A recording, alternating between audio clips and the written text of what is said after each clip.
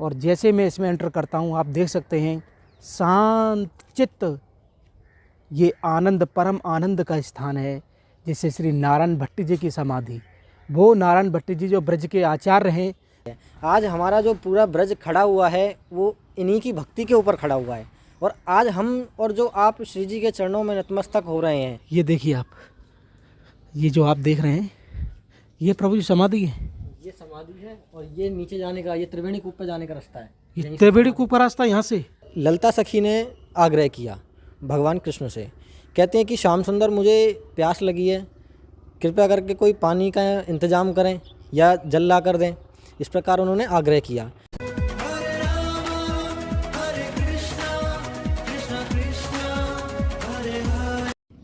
जय जय श्री राधे राधे। मैं धर्मेंद्र गोस्वामी स्वागत करता हूं एक बार फिर आपके अपने चैनल ब्रज दर्पण में। ब्रज दर्पण परिवार आज आपको लेकर आया है श्री ब्रजमंडल धाम का एक दिव्य गांव, जिसे हम ऊंचा गांव के नाम से जानते हैं। ये ऊंचा गांव वो गांव है जहां पर एक ऐसे दिव्य संत हुए जिन्होंने श्री राधा रानी को प्रागट्य किया श्री धाम बरसाना के ब्रह्मांचल पर्वत पे। वो ब्रह्मांचल पर्वत जिस पर आज ब्रज की प्राण श्री राधा रानी वहाँ पर आज भी विराजमान है, जो कि आप सभी जब भी कभी ब्रजमंडल में आते हैं तो आप जो श्री राधा रानी के दर्शन करते हैं श्री धाम बरसाना में, उस पहाड़ी को हम ब्रह्मांचल स्वरूप मानते हैं। और उस पहाड़ी से प्रागट्य जो विग्रह है श्री राधा रानी का, जिन्होंने उनको प्रकट किया है, वो उस संत के गांव श्री नारायण भट्ट जी की समाधि पर हम आपको लेकर आए हैं। ये गांव जो ऊंचा गांव है, ये बड़ा विशेष रूप से दिव्य गांव है। इसमें इसके अलावा श्री राधा रानी की जो प्रधान सखी हैं ललिता जी महारानी हैं, उनका भी ये गांव है, श्री ललिता जी का, जो कि उनका अगला अवतार श्री हरिदास जी हैं। इसके अलावा आप जो मेरे पीछे देख रहे हैं ये देह कुंड है, यानी कि एक ऐसा अनमोल गांव जो बरसाना से लगभग 2 से 2.5 किलोमीटर की दूरी पर है, जिसे हम ऊंचा गांव के नाम से जानते हैं। और इसमें जो दर्शन है आप देख सकते हैं देह कुंड है। देह कुंड के अलावा आप इस पहाड़ी के ऊपर देख सकते हैं ये हमारी श्री राधा रानी की प्रधान सखी ललिता जी महारानी जी को मंदिर है। और इसी गांव में एक संत हुए हैं श्री नारायण भट्ट जी, जिन्होंने श्री राधा रानी का प्रागट्य किया ब्रह्मांचल पर्वत बरसाना में। तो आज हमारा ये वीडियो अपने आप में दिव्य होने वाला है कि कैसे श्री राधा रानी को प्रकट करने वाले दिव्य संत श्री नारायण भट्ट जी के गांव में आज हम आपको लेकर आए हैं, और उनकी समाधि के भी आपको दर्शन कराएंगे। और इसके अलावा आप देख सकते हैं कि ललिता जी महारानी जी का जो मंदिर है जो यहाँ पर विद्यमान है बरसाना में, आप सभी जानते हैं ललिता जी को। इसके अलावा जो देह कुंड है इसका भी आप दर्शन कर रहे हैं। आइए चलते हैं और आपको लेके चलते हैं बिना देरी किए आज इस दिव्य वीडियो में हम श्री राधा रानी के प्रागट्य करने वाले संत के आपको दर्शन कराएंगे। और इसके अलावा एक दर्शन और है इस गांव में, उसको हम त्रिवेणी कूप के नाम से जानते हैं। जी हाँ, त्रिवेणी कूप वो भी दिव्य स्थान है, उस कुआं के भी हम आपको दर्शन कराएंगे। आइए चलते हैं बिना देरी किए हुए आपको आज के दर्शन कराते हैं हम ब्रज दर्पण चैनल के माध्यम से। आज ब्रज दर्पण आपको जो दिखाने वाला है, आज का दर्शन वो है जिन्होंने श्री राधा रानी को श्री धाम बरसाना में प्रकट किया। कैसे प्रकट किया उस ब्रह्मांचल पर्वत से। और आप देख सकते हैं कि मैं मुख्य रूप से उस स्थान पर पहुंच गया हूं। और जो मेरे पीछे आप देख रहे हैं ये ऊंचा गांव है, और ये अष्ट सखियों में से एक सखी ललिता जी का ये गांव है। और आइए चलते हैं और आपको मुख्य द्वार दिखाते हैं। ये देखिए, ये मुख्य द्वार है उस दिव्य संत की समाधि का। यहाँ पर जो दर्शन है उनकी समाधि के अलावा यहाँ त्रिवेणी कूप है। कहते हैं गंगा यमुना और सरस्वती तीनों का संगम है यहाँ पर। और मौनी अमावस्या सोमवती अमावस्या के दिन यहाँ पर बहुत सुंदर स्नान भी होता है। और जैसे मैं इसमें एंटर करता हूँ आप देख सकते हैं शांत चित्त, ये आनंद परम आनंद का स्थान है, जिसे श्री नारायण भट्ट जी की समाधि। वो नारायण भट्ट जी जो ब्रज के आचार्य हैं, जिन्होंने श्री राधा रानी का प्रागट्य किया उस ब्रह्मांचल पर्वत में से कैसे किशोरी जी को प्रागट्य किया। उन्होंने कहा कि हे राधा रानी कि आप हमारे लिए आएँ और हमको वो सुख दें जो कि इस ब्रजमंडल में विद्यमान है और रहेगा। तो जैसा कि आप देख सकते हैं मैं जब यहाँ पर पहुँचा हूँ तो ये ऊपर पौड़ियाँ हैं, लेकिन यहाँ के जो आचार्य हैं, यहाँ के जो बताने वाले हैं पुजारी जी, हम उन्हीं से जानेंगे पूरी महिमा इस स्थान की। तो आप देख सकते हैं मेरे साथ में, आप भी जानते होंगे हमारी कई वीडियो में आपने देखा होगा, ये भैया हैं जो कि इसी गांव के हैं और देह कुंड के ये पुजारी हैं यहाँ पे। और इस स्थान की दिव्य महिमा के बारे में अब हम यहाँ से आगे ये हमको बताएंगे और इनका स्वागत करते हैं हम चैनल पर। और पहले तो आपको हम राधे राधे करते हैं। राधे राधे। और वो ही राधे राधे जिसका प्रागट्य यहाँ पर कैसे नारायण भट्ट जी ने किया है, इसकी लीला का बखान अब आप करिए प्रभु जी। आपको शुभ नाम एक बार फिर। जी, मेरा शुभ नाम वेद आचार्य है और प्रथम दर्शन जो अभी होंगे त्रिवेणी कूप के होंगे, तो त्रिवेणी कूप पर चलकर ही आपको यहाँ की लीला आगे दिखाएंगे। आइए, आपको सर्वप्रथम हम त्रिवेणी कूप, जी हाँ, बरसाना आप जब भी कभी आएंगे वहाँ पर आपको इस त्रिवेणी कूप के दर्शन मिलेंगे। और ये जो रास्ता है ऊंचा गांव में, ये त्रिवेणी कूप के लिए गया हुआ है, ये अपने आप में दिव्य है। तो कैसे हम इन खेतों के बीच में एक दिव्य कुआं की तरफ जा रहे हैं जिसे हम त्रिवेणी कूप कहते हैं। कहा जाता है कि ब्रजमंडल के समस्त ब्रज में और ब्रजवासियों को कहीं भी जाने की आवश्यकता नहीं है, क्योंकि संसार का सारे तीर्थ, सारे सुख, सारा आनंद इस समय ब्रजमंडल में विद्यमान है। उसी कड़ी में आप देख सकते हैं ये वो कुआं जिसमें यमुना, गंगा और सरस्वती, ये तीनों का संगम है। और ये शास्त्रानुसार है और यहाँ पर सोमवती अमावस्या के दिन स्नान भी होता है। आइए चलते हैं और इसकी महिमा जानते हैं। जय हो। सर्वप्रथम आप दर्शन करें। जय हो। जैसे कि आप देख सकते हैं, जैसे राधाबाग का जो कुआं है लमसम उतनी ही हाइट का ये भी कुआं है। इसको हम थोड़ा खोल के और आपको दर्शन कराना चाहेंगे। ये राधा, ये छिपकली पाम के पास हटाओ। रहने दो, इसे रहने दो, ये हमसे खुल नहीं रहा। लेकिन आप कोशिश करना, दर्शन करना मानसिक रूप से इस त्रिवेणी संगम के। ये आप ऊंचे गांव में स्थित ये त्रिवेणी कूप, जिसे हम गंगा, यमुना, सरस्वती का संगम कहते हैं, और यहाँ पर सोमवती अमावस्या का स्नान होता है। त्रिवेणी कूप की क्या महिमा है पुजारी जी, आप बताइए। सभी भक्तों को राधे राधे। देखिए, इस कूप का नाम त्रिवेणी कूप है और इसे त्रिवेणी कूप इसलिए कहा जाता है क्योंकि इसमें तीनों नदियों का मिलन मौजूद है। और इसका प्रागट्य जो हुआ वो इस प्रकार हुआ कि जैसे कि बताया जाता है कि ये ऊंचा गांव ललिता सखी का गांव है और अटोर पर्वत के सामने ही सखीगिरी पर्वत है, जहाँ ललिता जी का ठाकुर जी का विवाह हुआ। तो सखीगिरी पर्वत पर सभी सखियाँ एकत्रित होती थी और ठाकुर जी वहाँ गऊ चराने के लिए आया करते थे। तो वहाँ बाल लीलाएँ हुई हैं काफ़ी, ठाकुर जी के साथ सखियाँ खेलती भी हैं, ठाकुर जी जो है गऊ चारण भी करते हैं। तो खेलते खेलते जब सखियाँ आने लगी हैं अपने महल की ओर, ललिता सखी जी जब आई हैं यहाँ, तो सामने ही ललिता जी का घर है और इस बगीचे में यहाँ पर विश्राम किया सभी सखियों ने ठाकुर जी के साथ। तो जैसे बच्चे बैठ जाते हैं और खेलने के बाद बच्चों को प्यास लगती है, इस प्रकार सखियों को प्यास लगी और ललिता सखी ने आग्रह किया भगवान कृष्ण से। कहते हैं कि श्याम सुंदर, मुझे प्यास लगी है, कृपया करके कोई पानी का इंतज़ाम करें या जल ला कर दें। इस प्रकार उन्होंने आग्रह किया। तो भगवान कृष्ण कहते हैं कि ये तो जंगल है, यहाँ जल कहाँ से आएगा। जैसे कि आप अभी आगे पीछे देख सकते हैं कि पूरा सघन वन है पूरा।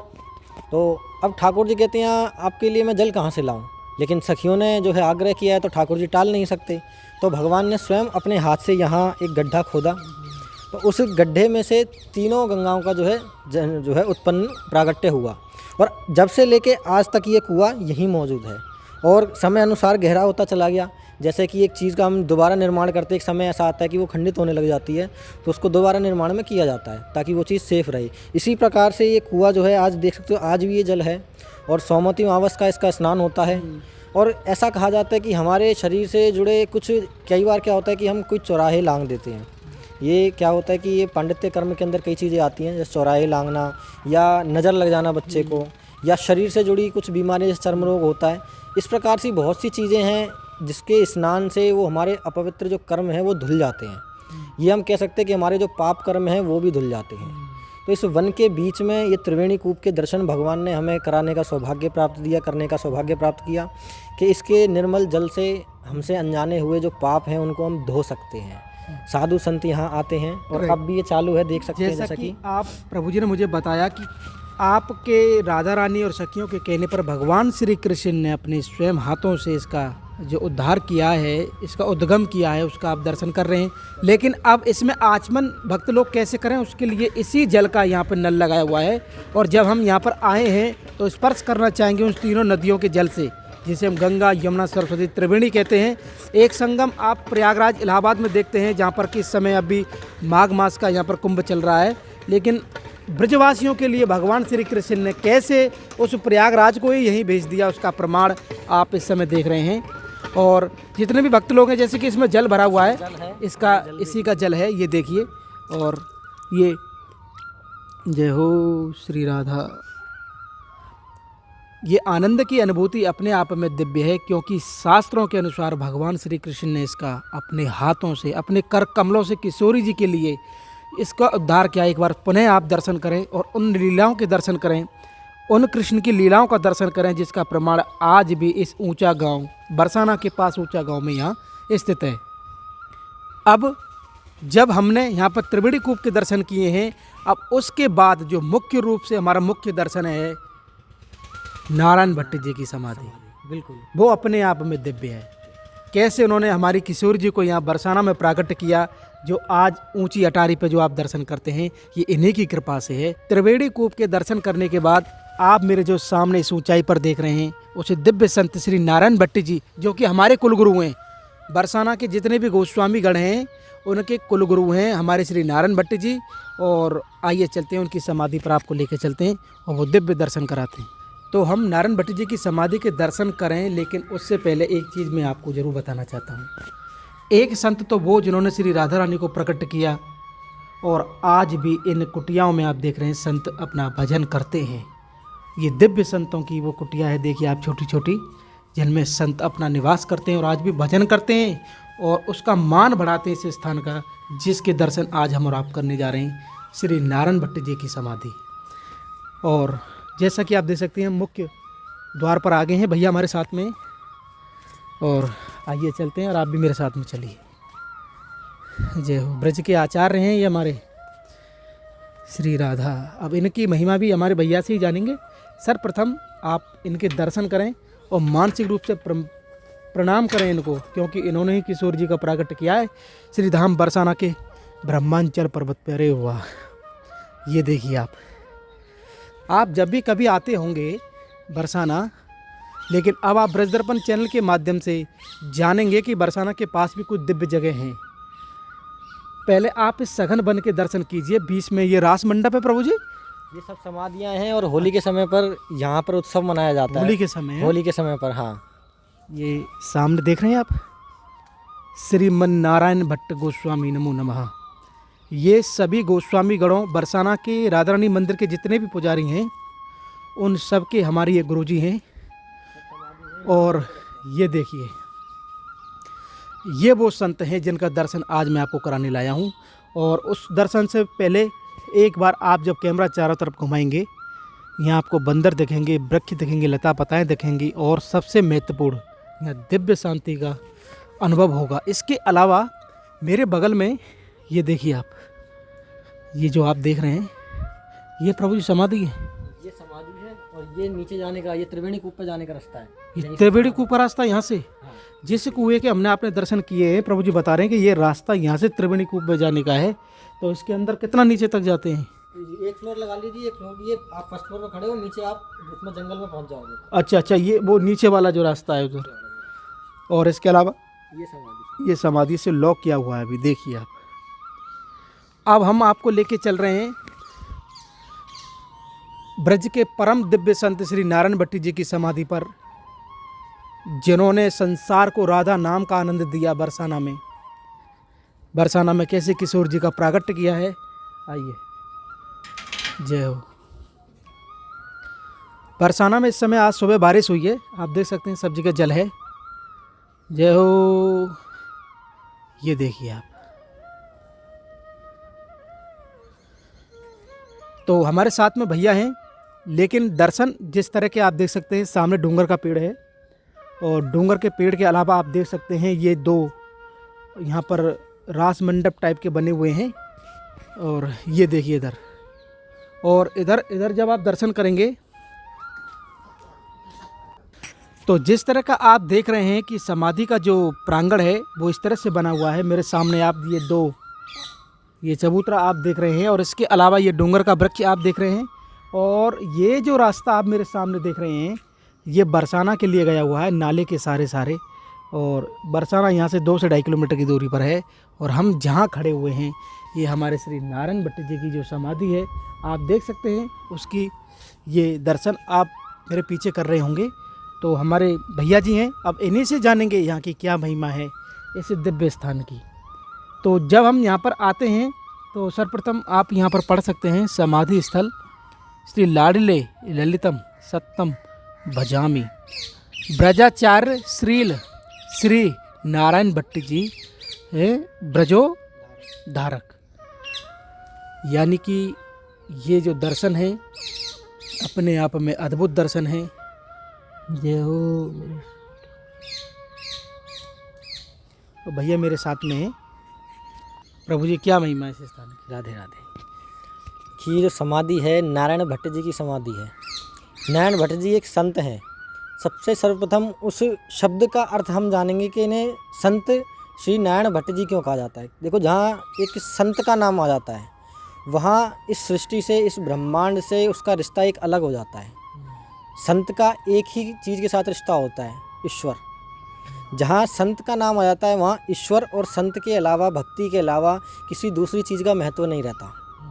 तो ये संत जी की एक संत की समाधि है, और वो भी बहुत उच्च कोटि संत, जिन्होंने हमें परमात्मा से एक ऐसी शक्ति से, एक ऐसे आराध्य से इस सृष्टि को जोड़ा जहाँ तक एक मनुष्य का साधारण चीज़ का जाना नामुमकिन है। हम मुश्किल भी नहीं कह सकते, नामुमकिन है। तो वहाँ तक इन संतों ने आज इस सृष्टि को वहाँ तक पहुँचाया, जिनका नाम श्री राधा रानी है, लाडली जी हैं। तो ये वो एक संत हैं जिन्होंने जैसे भक्ति के आधार पर, कहते हैं ना कि भगत के वश में है भगवान, तो भगवान को एक तरीके से पूरे वश में कर लिया था। भगवान जब इस धरती से देह को त्याग कर अपने गोलोक धाम चले गए थे तो पूरा ब्रज जो है, शास्त्रों में बताया जाता है कि जल मग्न हो गया था, जल में डूब गया था। तो नारायण भट्ट जी की तपस्या के द्वारा ही गोपाल जी जो है प्रकट हुए और उनसे बात करते थे। वो इतनी भक्ति थी उनकी अंदर, उनके उस शरीर में इतना सामर्थ्य था कि भगवान स्वयं उनसे बात करते थे। और जब वो यात्रा करते थे, आज जो 84 कोस यात्रा चल रही है, इस प्रकार से वह पूरे ब्रज में भ्रमण करते थे। और भ्रमण करते करते स्वयं भगवान के मुखारविंद से ही उन्हें आदेश मिला, जिनके आधार पर आज पूरा ब्रज खड़ा हुआ है, जो प्रत्यक्ष दिख रहा है। प्रत्यक्ष दिख रहा है। जो हम आज मंदिरों में जाकर नतमस्तक होते हैं, भगवान से अपने मन की बात कहते हैं, श्री जी से अपनी जो है आराधना करते हैं। हम कहते हैं कि किशोरी जी हमें ये संकट है, दुख है, इसे दूर करो। आज इन मंदिरों का प्रागट्य हुआ है नारायण भट्ट जी के द्वारा ही। और लगभग 5000 वर्ष हो गए आज श्री जी का जो प्रागट्य हुआ है। आज ब्रह्माचल पर्वत पर श्री जी हमारी विराजमान है। नारायण भट्ट जी के द्वारा ही उस विग्रह का प्रागट्य हुआ।